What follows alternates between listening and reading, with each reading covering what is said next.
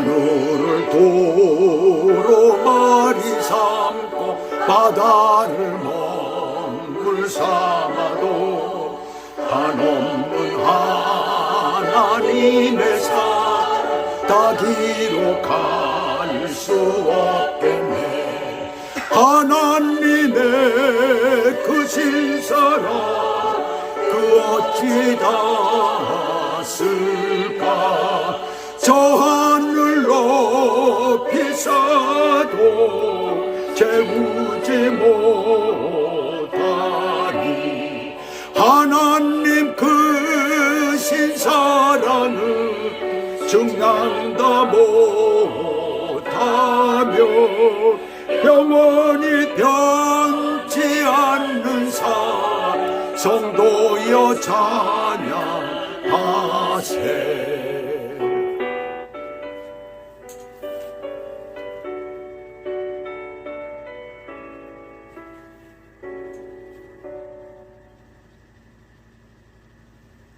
아멘.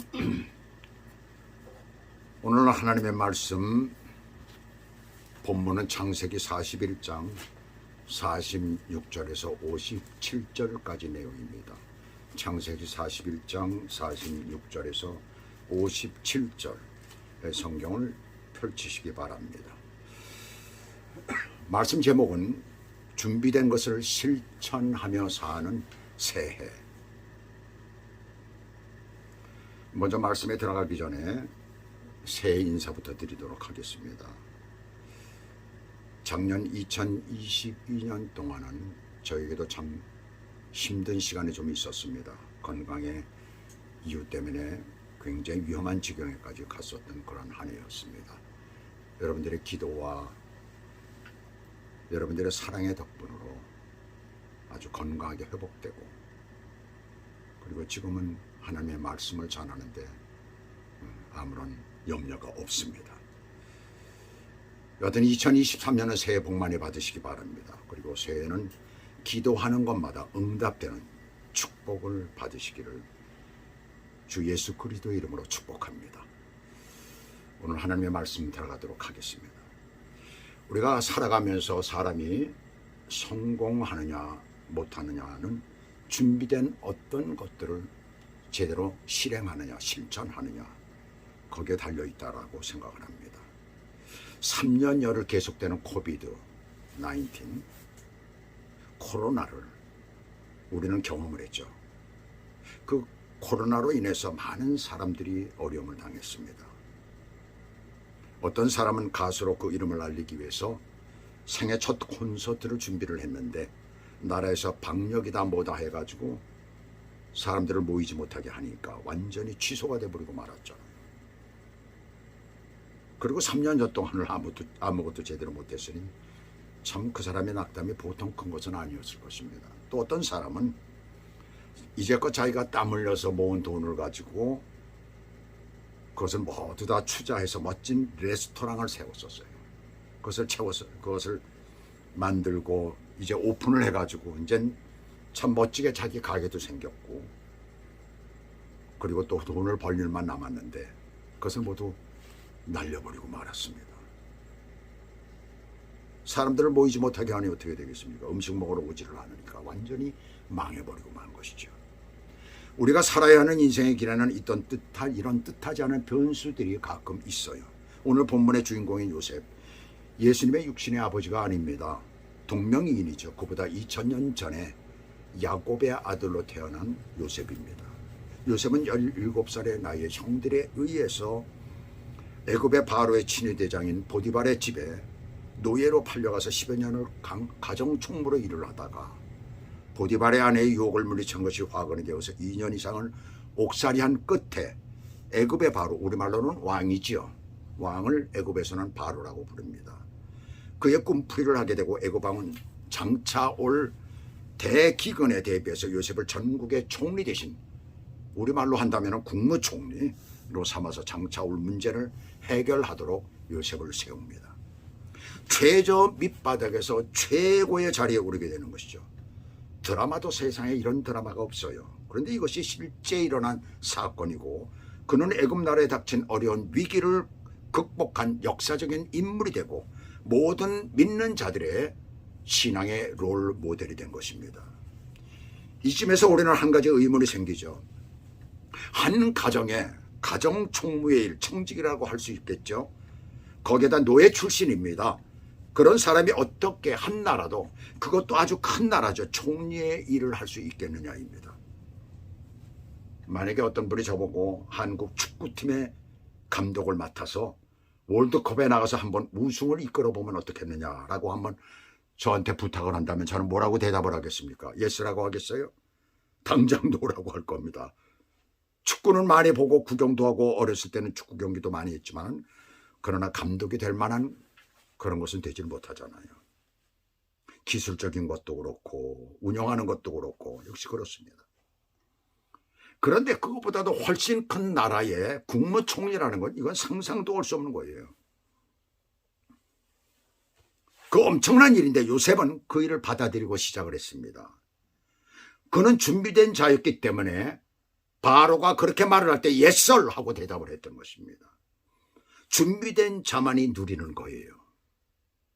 46절을 함께 보시겠습니다. 요셉이 애굽 왕 바로 앞에 설 때 30세라 그가 바로 앞을 떠나 애굽 온 땅을 순찰하니, 그래서 드디어 요셉의 황금기가 시작이 됩니다. 금년 2023년도에는 바로 여러분들의 황금기가 되시기를 주 예수 그리스도의 이름으로 축원합니다. 아멘. 이러한 역사가 여러분들 가운데 금년 한 해는 있어져야 되겠어요. 자, 여기 보시게 되면 외요세프 벤 쉘로심 샤나라는 그런 말이 나와요. 요셉이 30세라는 그런 말인데, 이 30세 쉘로심 샤나라는 말은 그 단어 전에 뭐가 있느냐면 뺀이라는 단어가 나옵니다. 근데 뺀이라는 이 단어는 아들 혹은 손자 혹은 새끼라는 그런 말이 있어요. 왜 새끼라고 할 때는 무슨 욕을 하는 게 아니라 아이고 내 새끼, 우리 할머니 할아버지들이 그러고 우리 어머니 아버지도 자기 자식을 안으면서 아이고 내 새끼 그러잖아요. 바로 그걸 얘기를 하고 있는 거예요. 요셉이 30세 아들이라는 뜻이에요. 왜 아들이라는 뜻의 단어를 사용했을까요? 그리고 또 30세를 강조하고 있을까요? 그는 진실로 하나님께로부터 준비된 아들 새끼였던 것입니다. 그의 일생과 이후에 일어난 이스라엘 백성의 역사의 모든 여정을 볼 때 어찌 그를 하나님께서 아들 혹은 새끼라고 부르지 않을 수가 있겠어요? 지난주 성탄절에 막내 손자 예지가 서로 이제 성탄절이니까 예배 끝나고 나서 식사를 하면서 또 파티를 조그맣게 열었죠. 그러면서 이제 카드들도 또 선물들도 이렇게 주고받고 하는데, 근데 예지가 뭐 카드와 함께 종이를 이렇게 주더라고요. 할아버지 이거 보내. 읽지는 말래. 그 지가 쓴 것을 갖다요. 그래서 뭔가 하고 이렇게 보니까 그림이 그려져 있어요. 그것도 무슨 아름답게 무슨 색칠을 한 게 아니라 겉장은 뭐 자기가 그 뭐 색연필을 갖고선 이렇게 칠을 했는데 뒷면은 연필로 전부 다 되어 있어요. 글도 그렇게 썼고 그 다음에 그림도 연필로 이렇게 그렸더라고요. 그런데 저는 그 그림을 보고 깜짝 놀랐어요. 너무나 잘 그린 거예요.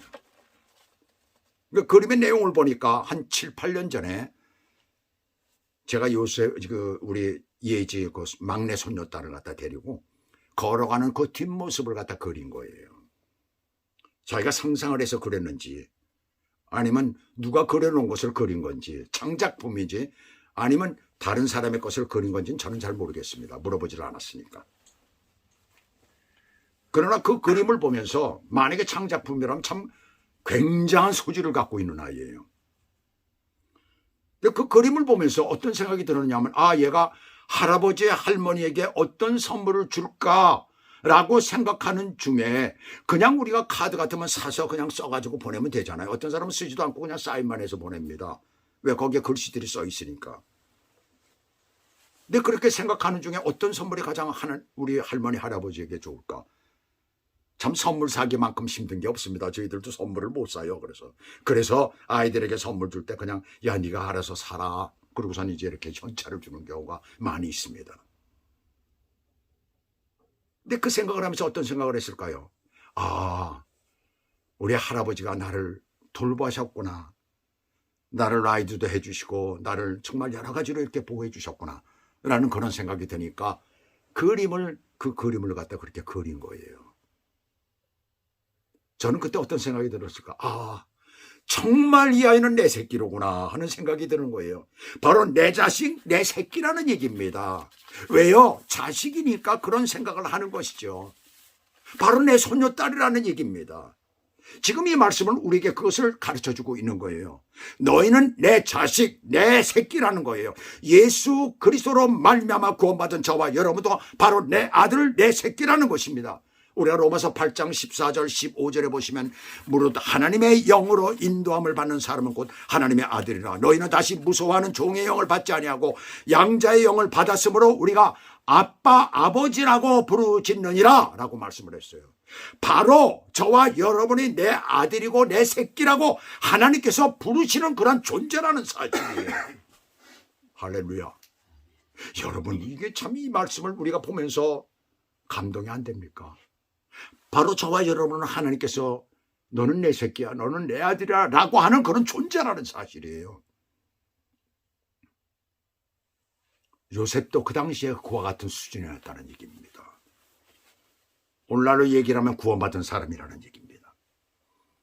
그래서 하나님께서는 이스라엘을 한 민족으로 세우시기 위해서 요셉을 쓰임받을 수 있도록 만드신 것이었어요. 할렐루야.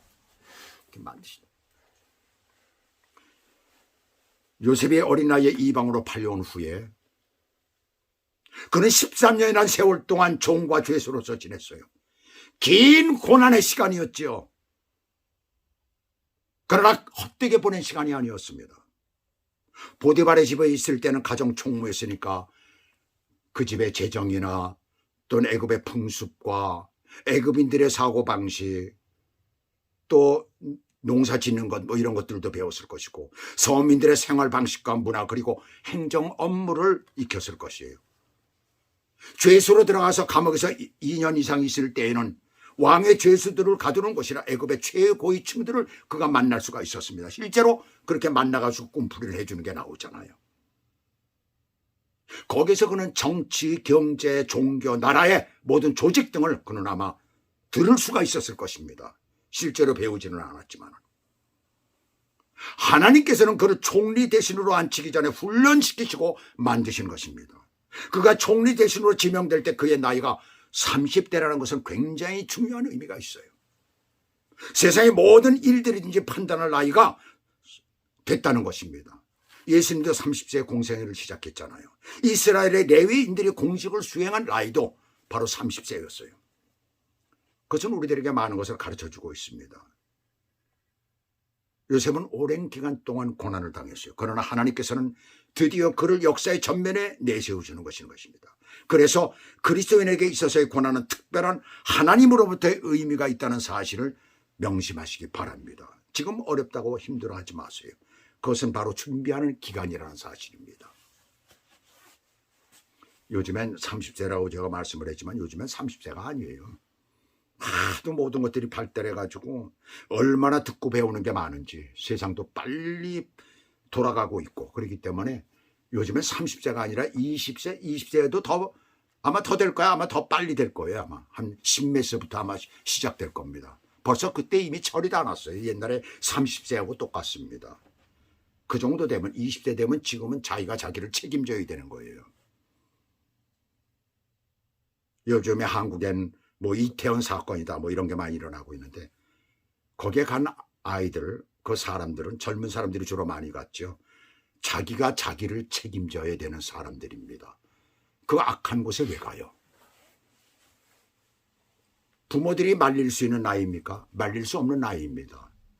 다음부터는 아마 빙판길에 넘어져서 뇌진탕을 당해서 죽게 되면 그거 책임지라고 그럴 거예요. 아마. 너무 웃기더라고요. 난 가만히 보면서 야 해도 넘어하는구나. 세월호 사건에 죄 없는 대통령 한 사람을 완전히 죄인을 만들어서 내보내더니 이제는 들어오는 대통령마다 자기들 뜻에 맞지 않으면 내보내려고 하는구나 라는 그런 생각이 들더라고요. 좀 그런 일 제발 하지 마시기 바랍니다. 이제는 철이 들어야 된다는 얘기죠. 준비가 돼야 된다는 얘기입니다. 완전한 것을 갖추어서 이제는 제대로 살아가야 될 때라는 얘기입니다. 바로 2023년은 그렇게 되시기를 바랍니다. 이렇게 준비된 요셉은 이제 총리로서 바로에게 흉년을 대비하는 방법을 얘기한 것을 바로 실천해 옮기잖아요. 그냥 사무실에 앉아서 펜대만 굴리는 것이 아니라 자기가 직접 나가면서 각 성마다 돌아다니면서 풍년을 대비하고 흉년을 대비하고 있잖아요. 요셉의 꿈 해몽대로 7배 풍년이 드는데 47절을 보시면 토지 소출이 심히 많은지라, 심히 많다는 말, 이 리크 마침이라는 말은 한 손 가득만큼이라는 그런 말이에요. 어떤 선물을 받거나 꽃다발을 받았을 때 그 두 손 가득히 안아도 우리는 기분이 아주 굉장히 좋잖아요. 넘쳐나게 받으면 정말 기분이 좋잖아요. 바로 이 풍년에 그만한 소출이 있었다는 것을 말하고 있는 거예요. 풍년이 계속된다고 해서 농사를 짓는 집마다 부자가 되는 건 아니잖아요. 나라도 부자가 되는 것은 아니잖아요. 농사를 그렇게 잘 져가지고 크게 부자 되는 나라는 지금 없습니다. 자기네 먹고 살고 좀 남는 것은 저축을 하고, 그리고 또 나라의 세금도 바치고, 또 여러 가지 해야 될 일들을 하고, 이러다 보면 좀 남는 것 뿐이에요. 농사를 지어가지고 자기가 먹는 게 10%나 먹습니까? 다 팔아서 다른 데 쓰는 것이죠. 그리고 남는 것들은 좀 저축을 하기도 하고 쌓아두기도 하고 이러는 것이죠. 바로 요셉은 그것 때문에 가서 풍년에서 많이 소출된 농작물을 전국의 각 성마다 지역마다 창고를 만들잖아요. 창고를 만들어가지고 감독관을 두어서 5분의 1씩을 거둡니다. 5분의 1이면 얼마야? 20%죠. 20%. 그냥 거뒀을까요? 아니요. 돈 주고 샀어요. 평년보다 풍년이 들었으니까 양이 많은 것은 당연하죠. 49절을 보시면 쌓아둔 곡식이 바닷모래같이 심히 많아 세기를 그쳤으니 그 수가 한이 없음이었더라. 7년 동안 모아둔 것이라면 엄청났을 것입니다. 그래서 나중에 보시면 이웃 나라에도 그것을 팔고 있잖아요. 하나님께서는 후일에 오게 될 자기 백성이 그곳에서 살아갈 입지를 튼튼하게 하시기 위해서 요셉 한 사람을 통해서 이와 같은 역사를 이루시는 것입니다. 하나님께서는 우리가 미처 알지 못하고 이해할 수 없는 순간에도 우리를 위해 일하고 계시다는 사실을 여러분들 기억하시기 바랍니다. 깨달으시기 바랍니다. 우리를 향하시는 하나님의 그 사랑의 넓이와 깊이와 그 다음에 높이를 우리는 헤아릴 수가 없죠.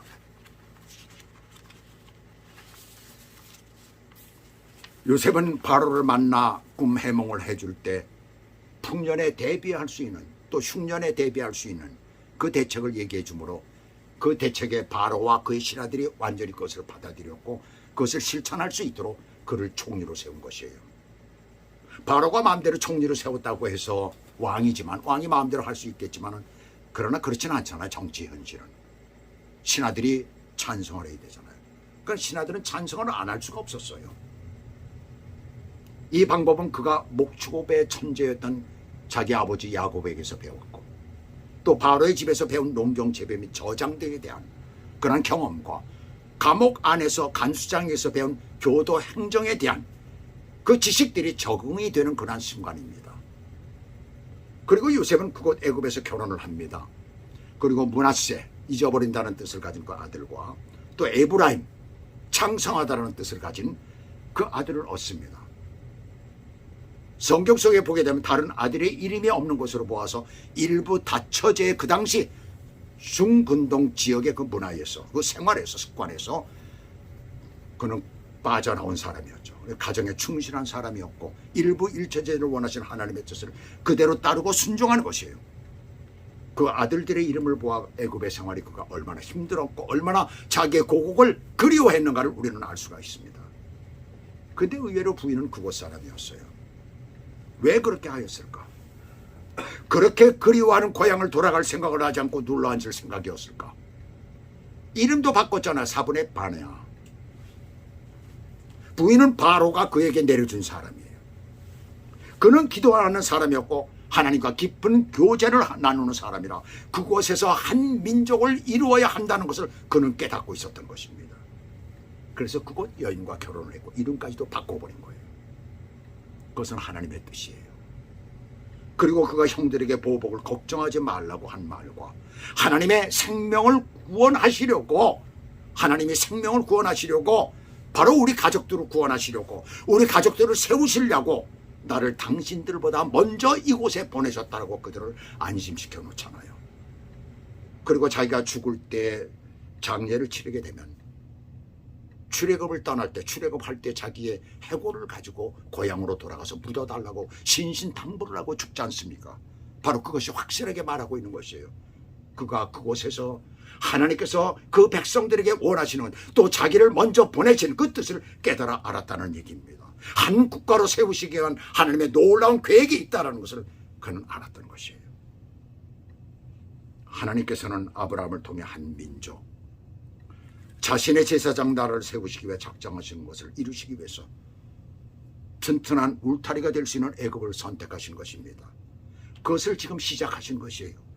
요셉은 하나님의 그 놀라우신 계획에 쓰임받고 있음을 깨달았습니다. 바로 오늘을 살고 있는 우리들, 우리에게 하나님 나라를 이 땅에 세우시기 위한 사명이 있음을 우리가 깨달아야 됩니다. 그리고 실천해야 될 것이에요. 깨닫는 것과 실천하는 것은 모두 다 믿음에서 시작되는 것입니다. 여러분은 금년 깨닫는 것을 실천하는 한 해가 되시기를 부탁합니다. 꼭 깨닫는 것을, 깨달은 것을, 여러분들이 벌써 이미 가진 것을, 준비된 것을 실천하는 그런 한 해가 되시기를 주 예수 그리스도 이름으로 축복합니다. 7년 풍년이 끝나자 어떤 일이 벌어져요? 흉년이 시작되잖아요. 여러분, 만약에 8년째에도 풍년이 계속되면 어떻을까요? 바로의 왕궁 재산은 완전히 바닥이 났을 것이에요. 바로는 아마 거지가 됐을 것입니다. 자, 한번 생각을 해보세요. 바로는 요셉을 전적으로 믿고 각 성마다 농지와 가까운 지역마다 곡간과 창고를 만들게 했죠. 왜요? 유통이 수월해져야 되니까요. 사는 것도 그렇고 나중에 파는 것도 그렇고 유통이 수월해져야 되잖아요. 오늘날 아마존 그룹의 원조가 바로 여기 등장하는 것입니다. 아마존이 바로 여기 등장하고 있어요. 아마존 뭐래요? 지금 미국 내에도 큰 지역마다 큰 창고들을 세우고 그것으로 배달을 하고 있잖아요. 배달 사업을 하는 것이 바로 아마존 아닙니까? 그것이 세계 각국에 지금 큰 창고들을 지역마다 세워가지고서는 그리고 배달 운송을 시작하고 있어요. 그게 어디서부터 시작된 것 같습니까? 바로 여기서부터 시작된 겁니다. 그 창고를 짓고 그것을 지키고 관리하는데 얼마나 큰 비용이 들었을까요? 그런데 만약에 중년이 오지 않으면 바로의 궁정꽃 나라는 파산을 하게 되는 거예요. 만약에 요셉이 7년 풍년에다 7년 흉년입니다라는 것이 딱 맞아 떨어지지 않았다면 요셉은 큰일 나는 거죠. 완전히 바로를 거지를 만들고 마는 것이에요. 그러나 하나님께서 그렇게 하시겠습니까? 그렇게 하시질 않았다는 얘기입니다. 그리고 또 하나 우리가 생각해야 될 것은 애굽이라는 땅은 그렇게 쉽게 흉년이 드는 나라가 아닙니다. 우리가 생각할 때 이 가나안 땅, 이스라엘이라는 이 나라의 땅들은 굉장히 척박하고 비도 많이 오지 않기 때문에 흉년이 많이 들어요. 그런데 애굽은 그렇지가 않았습니다. 그런 일이 없어요. 흉년이 그렇게 뭐 7년씩 뭐 5년씩 이렇게 드는 일이 없습니다. 역사상으로 그때 요셉 때 말고 딱 한 번 더 있었습니다. AD 1064년경에 7년 흉년이 또 한 번 있었다고 합니다. 그만큼 흉년이 들지 않는 나라예요. 그런데 어떻게 된 것입니까? 하나님께서 하셨다는 얘기입니다. 그런데 여기서 또 한 가지 우리가 생각해야 될 것이에요. 어떻게 애굽의 바로는 요셉을 믿고 맡겼을까? 어떻게 요셉을 믿고 맡겼을까? 꿈 해몽을 하는데 전국의 술사들이고 뭐고 유명하다는 사람들은 다 모았지만 아무도 꿈 해몽을 못했잖아요. 근데 요셉이 그 꿈 해몽을 했단 말입니다. 그리고 그 풍년과 흉년에 대해서 어떻게 대책을 해야 될 것인가까지 얘기를 했어요. 그렇다고 해서 그 사람에게 모든 걸 맡깁니까? 자기의 전 재산을 다 맡길 수가 있습니까? 궁전의 모든 것들을 다 맡길 수가 있습니까? 그 마음을 감동시킨 이는 바로 하나님이십니다.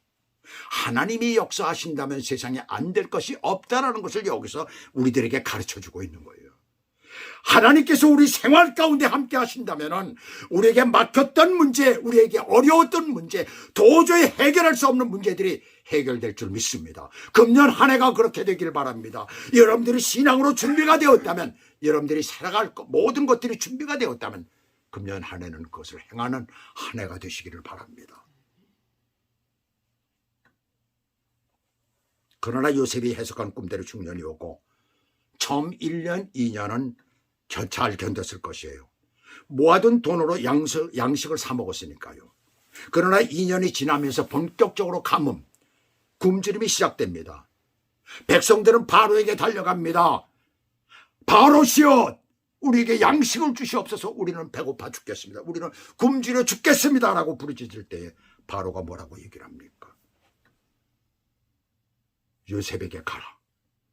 그리고 그가 지시하는 대로 해라. 55절 56절을 함께 보시도록 하겠습니다.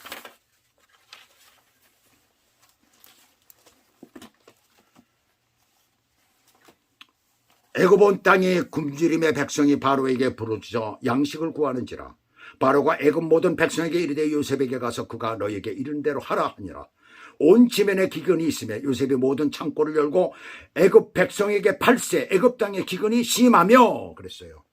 그 다음에 각국 백성도 양식을 사려고 애굽에게 들어와 요셉에게 이르렀으니 라고 말씀하고 있습니다.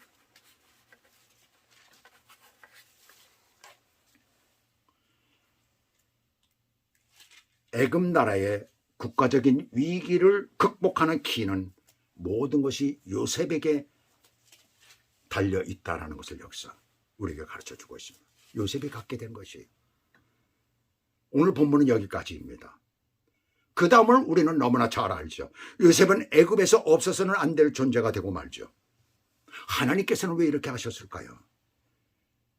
왜 이렇게 고난 가운데 그리고 어려운 삶을 살게 하시고 노예로 만드시고 그리고 갑자기 국무총리가 되게 하시고 총리 대신이 되게 하시고 왜 그렇게 하셨을까요? 바로 요셉의 형제들, 요셉의 가족들, 아버지를 비롯한 그 형제들을 애굽으로 데리고 와서 안전하게 그들을 하나의 민족으로 국가로 세우시기 위해서 그래서 이런 것을 만드셨다는 것입니다. 실제로 그들이 애굽에 왔을 때에 요셉은 바로에게 말을 하잖아요. 우리는 목축업을 하는 그런 민족이기 때문에 당신들의 민족과는 잘 어울릴 수가 없습니다. 왜? 그들은 목축하는 사람을 굉장히 싫어했고 그들은 농사를 지었어요. 농사는 이 사람들이 목축하는 사람들을 아주 옛날에 조선시대의 양반의 상놈들을 보고 아주 천히 여겼듯이 그렇게 천히 여겼던 것입니다. 같이 어울려 살 수가 없는 것이에요.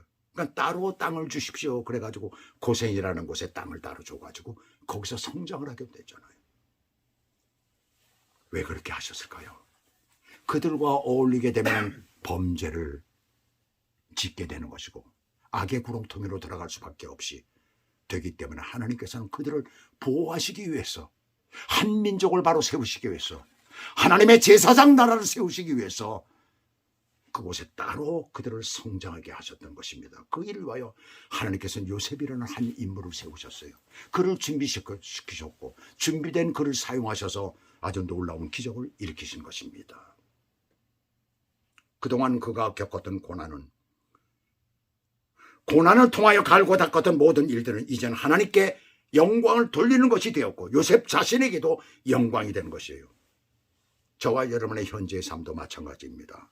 지금 여러분 어려우십니까? 하나님께서 여러분을 만드시는 중입니다. 지금 준비가 되었습니까? 그렇다면 나아가서 주의 일을 행하십시오. 일을 하십시오. 그냥 가만히 있지 말라는 얘기입니다. 우리에게는 엄청난 일들이 얼마나 많은지 모릅니다. 눈을 돌려서 보면 얼마나 많은 일들을 할 수 있는지 모릅니다. 나이 먹었다고요? 병들었다고요? 제가 대표적인 사람입니다. 전 병든 사람입니다. 그러나 오랜 동안 지금 10여 년이 넘도록 15년, 16년이 되도록 지금까지도 일을 하고 있습니다. 왜 그렇습니까? 하나님께서 사용하시기 때문에 그렇습니다. 준비를 한 것들이 있기 때문에 그렇습니다. 바로 여러분들이 준비가 되었다면, 믿음 안에 바로 섰다면 오늘 당장 나가십시오. 그리고 금년 한 해 동안은 그 일을 행하시는 저와 여러분 되시길 주 예수 그리스도의 이름으로 축복합니다. 기도하시겠습니다.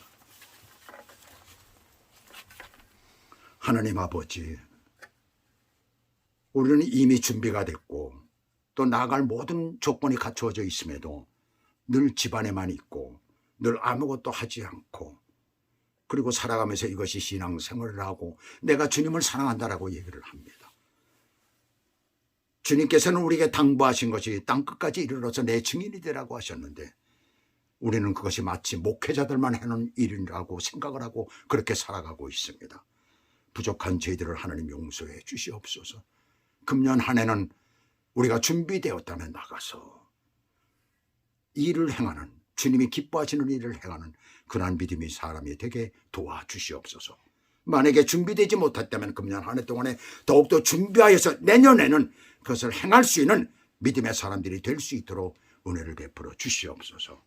하나님께서 저희 가운데 금년 한 해도 건강으로 지켜주시고 믿음으로 우리를 더욱 무장시켜 주시며 하나님의 뜻 안에서 이 세상을 승리하며 사는 축복의 사람이 되도록 인도해 주실 줄 믿습니다.